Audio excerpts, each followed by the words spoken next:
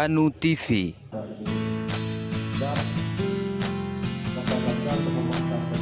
Aceh Selatan. Bimbingan belajar atau tryout calon pegawai negeri sipil telah selesai terlaksanakan.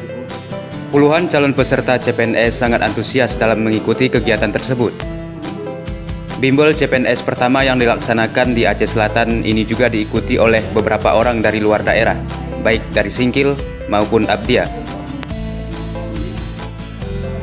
Acara ini pun langsung dipandu oleh Muzakir RA yang juga merupakan sekretaris panitia. Kemudian, Lismadi yang merupakan ketua panitia berharap dengan terlaksananya kegiatan tersebut bisa menambah kuota lulusan pegawai negeri sipil dari daerah Aceh Selatan ke depannya. Bapak Agus Liandi, SPD MPD juga mengatakan kegiatan seperti ini harus selalu dilakukan agar kita benar-benar siap dalam mengikuti tes nantinya.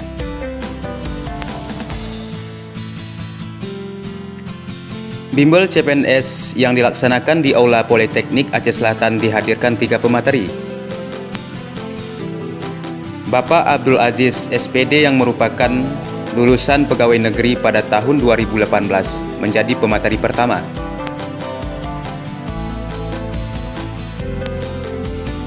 Kemudian dilanjutkan dengan Bapak Roni Hidayat, SPD MPD.